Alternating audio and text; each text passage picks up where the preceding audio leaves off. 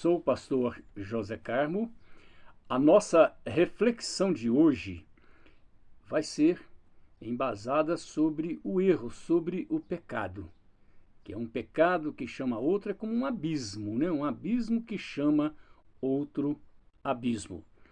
E eu quero ter como base na nossa reflexão, nessa nossa conexão querigma, proclamação da palavra, e vamos nos conectar com a palavra neste momento. Eu quero fazer uso do texto de Gênesis, capítulo de número 27, os versículos 5 até o verso de número 20. E a palavra do Senhor nos diz assim: Rebeca esteve escutando Isaque, que falava com Esaú, seu filho. E foi-se Esaú ao campo para apanhar a caça e trazê-la.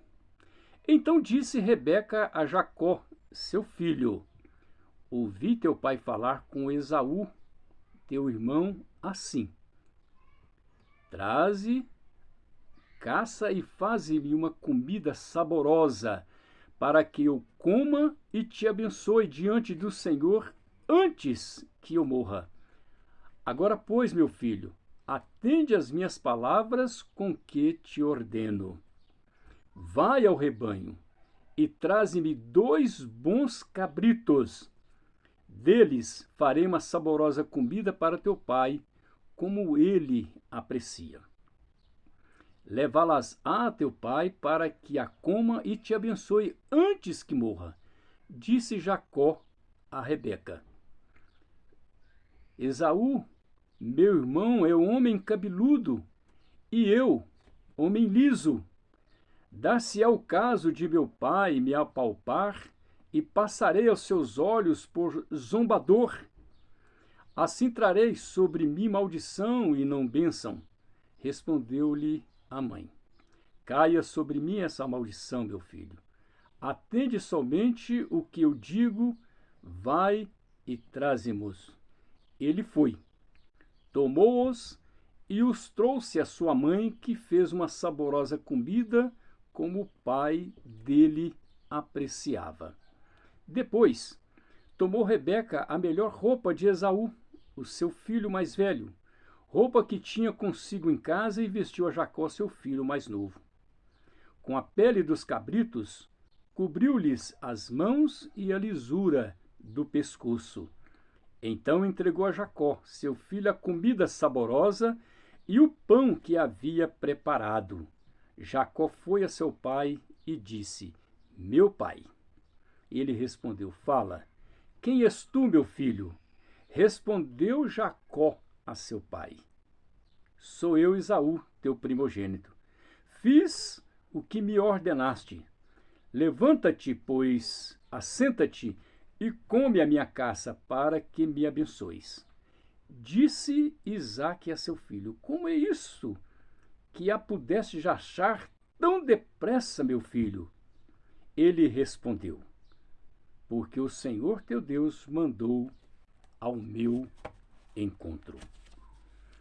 A experiência com o pecado é algo que marca a vida, a história de uma pessoa.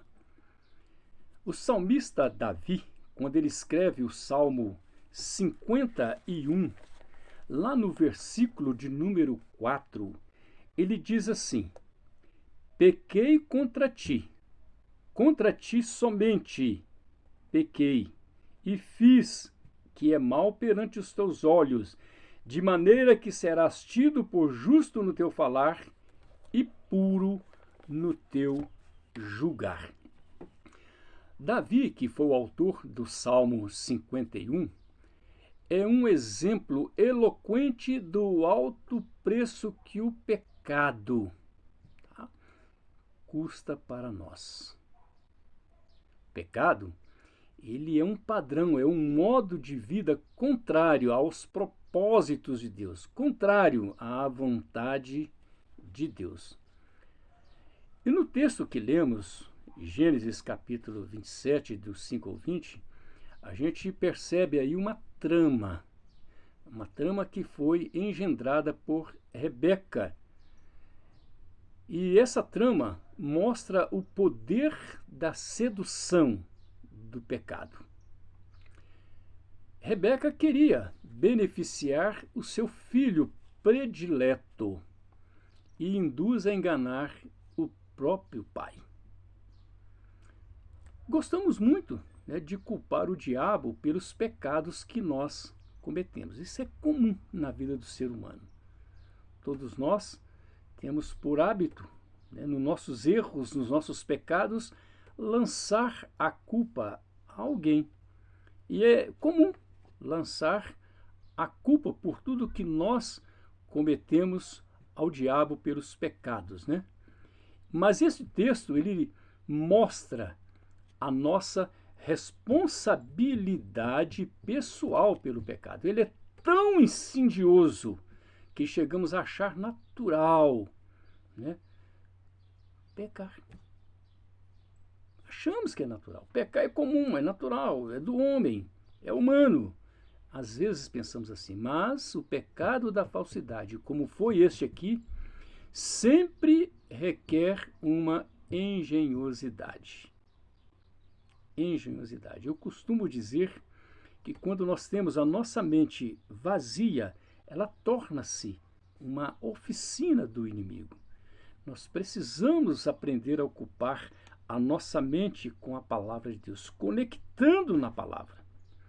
E é importante quando nós trazemos essa conexão querigma, que é essa proclamação da palavra, onde nós trazemos a verdade bíblica, onde nós aqui colocamos a verdadeira comunhão, a espiritualidade para com o nosso próprio Deus, que isso nos leva a um patamar de bênção, de paz e de alegria. Este episódio bíblico que nos leva e nos mostra como o pecado tem a mentira em um dos pilares mestres. Alguma coisa te leva a pecar. E a mentira, ela é, de fato, aquilo que começa, que é o pilar, é o princípio de todas as coisas.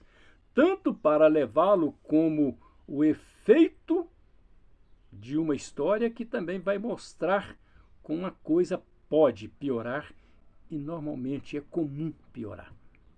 Nada, preste bem atenção, é tão afetado pela perda da nossa convivência com Deus como a nossa mente. A nossa mente, ela é afetada quando nós perdemos este bom relacionamento, essa boa convivência com Deus.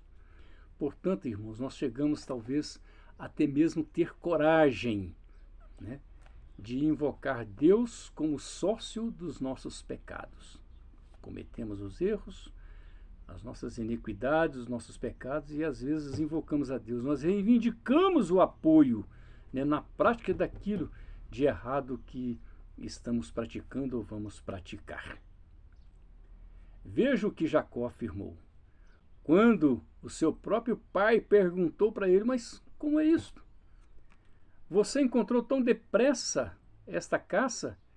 E ele diz, lá no verso 20, porque o Senhor, teu Deus, a mandou ao meu encontro. O Senhor, teu Deus, colocou no meu caminho. Que coisa interessante.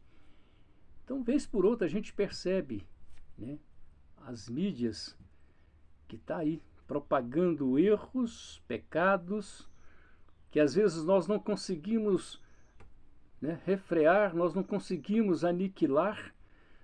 Às vezes até mesmo joga essas informações erradas, pecados que a gente está vendo todos os dias, que a TV, que o próprio rádio estão colocando, julgando dentro dos nossos lares, os nossos filhos, netos, que veem tudo isso. Eu, sinceramente, eu fico estupefato como os homens envolvem Deus em seus pecados. Como pode isso? Tornou-se algo comum. Pecado tornou-se uma coisa comum. A prova do alcance do nosso pecado está registrada na vida deste homem, o enganador chamado Jacó. Ele foi enganado diversas vezes, até pelos próprios filhos. Um filho enganador. Ele prepara o terreno para ser pai de filhos enganadores. Mais tarde, Deus levou por sua graça, por seu favor, imerecido, favor que nós não merecemos, levou Jacó a reconhecer o perigo de se opor a Deus. Mas ele saiu lesado dessa experiência. E é interessante que quando nós paramos para analisar o trecho do texto lá em Gênesis capítulo 32, nos versículos 31 e 32, o texto nos mostra que nasceu-lhe o sol quando ele atravessou Peniel. O nervo do quadril da articulação da coxa, porque o homem tocou a articulação da coxa de Jacó no nervo do quadril. Então o texto mostra para nós que Jacó estava indo, para transpor o val de Jaboque. E neste texto mostra a luta de Jacó com Deus, quando ele vai transpor esse val. E mostra para nós que ele manquejava de uma coxa, porque os filhos de Israel não comem até hoje o nervo do quadril da articulação da coxa, porque o homem tocou a articulação da coxa no nervo do quadril. Então o que acontece? Até hoje é lembrado nos costumes judaicos. Como esquecer tão preciosa lição? Deus perdoou? Perdoou. Deus resgatou a vida de Jacó? Resgatou. Jacó chegou um certo momento que ele disse para o Senhor assim: não te deixarei ir se não me abençoares. Ele tinha necessidade da bênção. Ele queria receber a bênção. E você pode receber também a bênção. Não sei qual o pecado que você cometeu, ou anda cometendo, ou pretende cometer, não sei. Mas eu só sei que o pecado não combina com Deus. Pecar é opor-se às vontades de Deus, aos propósitos de Deus. Viver sem Deus é andar no escuro. Viver sem Deus é andar em terreno desconhecido. Pense nisso. Conecte sua vida com Deus. Tenha uma conexão, querigma, tenha uma conexão com a proclamação da palavra. Eu quero orar com você.